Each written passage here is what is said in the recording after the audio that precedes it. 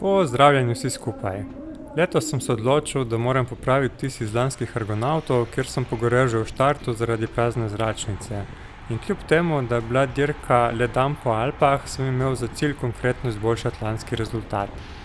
Do Borovnice je tako kot lani potekala zaprta vožnja, še sreča, saj smo že tako skoraj poleteli tukaj pri tem podvozu v Stični. Nato so sledili močni pospeški in dirka se je začela. Poskušal sem se pomakniti nekoliko naprej, a je bilo zaradi velike gneče na cesti to izredno težko.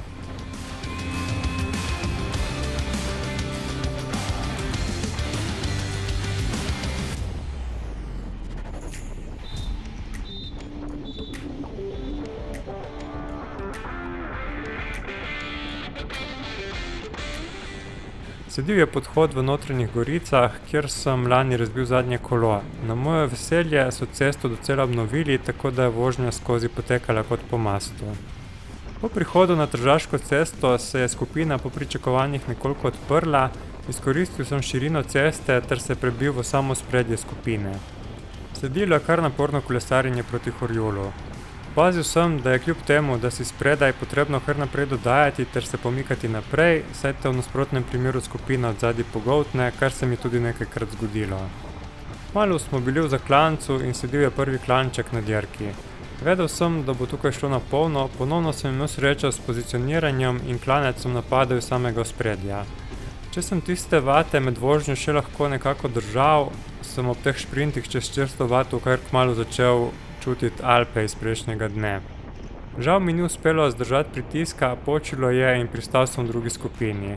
Dobro, sej na koncu sploh ni tako slabo.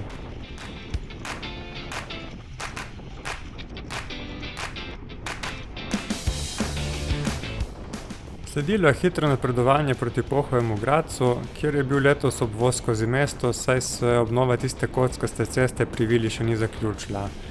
Na določene momente je bilo potrebno kar povleči, a nekako sem se obdržal v skupini in nadaljevali smo v zmernejšem tempu.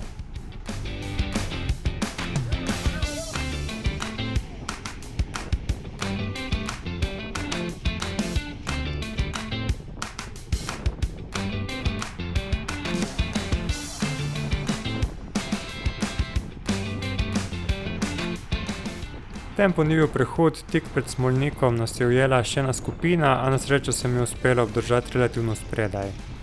Zavili smo proti planini in nadaljevali v hitrem tempu. Tukaj je cesta kar ozka, od tistih poplav 2 leti nazaj pa tudi precej luknjasta in makadamska na določenih odsekih. K sreči tako pogosto kolesarjem tukaj, da vem, kje je vsaka luknja skoraj na pamet. Kmalu smo zapeljali čez ta mostiček in začel se glavni klanec trase.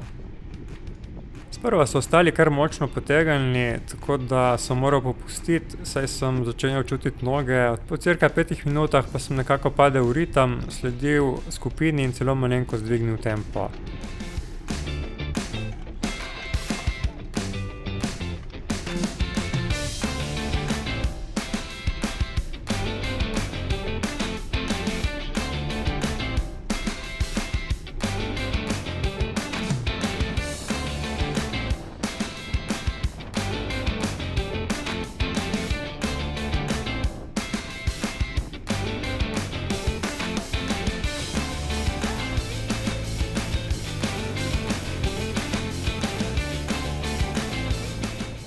Kmalu smo bili na vrhu, sledil je še spust in skoraj sem se že videl na cilju.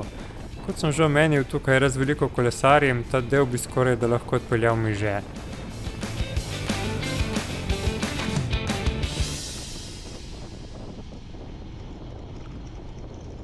Mogoče je bilo tudi to krivo, da sem ta ovink šel malo preveč pogumno, kljub temu, da sem videl na Matjaževih videih, da se tukaj pogosto dogajajo padci.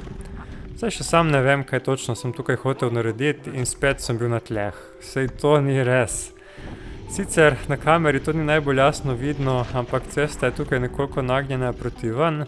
Ko sem tukaj poskušal zapeljati po malenkost bolj notranji strani, mi je sprednja guma zdrsnila in ni mi bilo več pomoči. No, na srečo vsaj nisem nobenega drugega za sabo povlekel. Nabil sem kar močen udarec v bok, ostalo pa je bilo bolj kot ne na moje presenečenje v redu. Še dres je na moje presenečenje ostal cel ob vseh teh padcih v zadnjih tednih. Ko sem vstal, sem sicer začutil precej močno bolečino v levi nogi, tukaj na Matjaževem videu je videti, kako klecnem. Malo sem se potikal in ker ni nič bolelo na dotik, sem se odločil, da nadaljujem.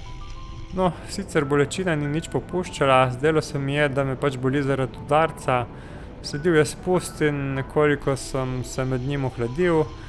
Ko je ponovno začel klanc, sem bil že kar malo šokiran, ker me je noga ob določenih gibih še bolj bolela namesto manj. Nekih normalnih vatov tudi nisem uspel več držati, sicer ni bilo tako grozno, tam med 150 in 200 vatov, sem si mislil, da zlomljeno že ne more biti nič, če lahko še vedno poganjam kolo. Mogoče sem si kakšno vez nategnil, ko sem v pet padel na nogo. No, takrat sicer nisem vedel, kako deluje prikaz moči na Garminu. Mislil sem, da ko na števcu kaže 300 vatov, da vsaka noga polovico časa potiska z močjo 300 vatov. V resnici pa se to nekako povpreči in vsaka noga potiska s polovico, kar se potem sešteje in prikaže na računalniku. Sedaj, ko imam izpisano moč na vsaki nogi, lahko vidimo, da je moja desna noga potiskala skoraj 150 vati, leva pa bolj kot ne samo obračala pedale. Skupno je bilo to ravno tam okrog 150 vatov.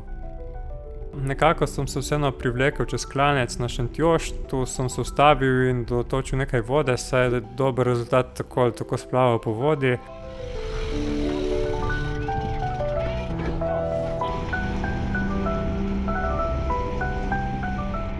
Sledil je še ta klanček proti Smreču in dolg spust proti Vrhniki.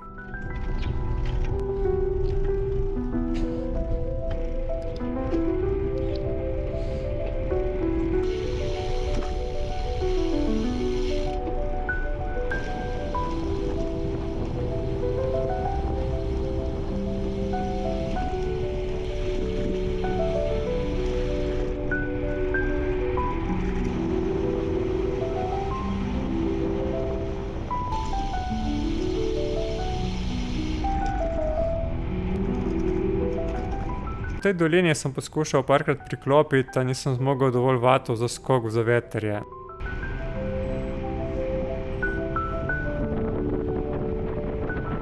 Nekako sem vseeno uspel prikolesariti do Vrhnike, kjer sem bil bolj kot ne jezen sam nase, da sem naredil takšno neumno napako.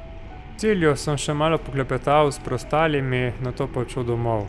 Ko sem miroval, me noga niti ni tako grozno bolela, to se je sicer spremenilo, ko sem moral sestopiti iz kolesa in se mi je začelo dozdevati, da nekaj res ne bo v redu, saj na nogo nisem mogel več stopiti. Long story short, v ponedeljek sem preživel na urgenci, kjer smo po več slikanjih ugotovili, da imam dejansko počeno oziroma zlomljeno stegnjenico. Sledila je operacija in izgleda, da bom zdaj še 150 gramov težji zaradi tega titana v nogi. Šalo na stran, sem bil kar jezen sam nase za to neumnost. Trenutno sem bil daleč najboljši formi v življenju in ta se je le še dvigovala. Za 20. julij sem imel planiran etap v Franciji, ki bo potekal po isti trasi kot 19. etapa na letošnjem Tour de Franceu, pa še za naše sem mislil iti navivat na Mont Ventoux. No, zdaj s tem gotovo ne bo nič, predvsej pod vprašajem je tudi naš slovenski letap ter Istra. Do tistega Pogačarjevega dogodka na Krvavec pa upam, da bom že dovolj okej, da se ga bom lahko udeležil, če ne drugače, vsaj turistično. Toliko za zdaj in se vidimo naslednjič.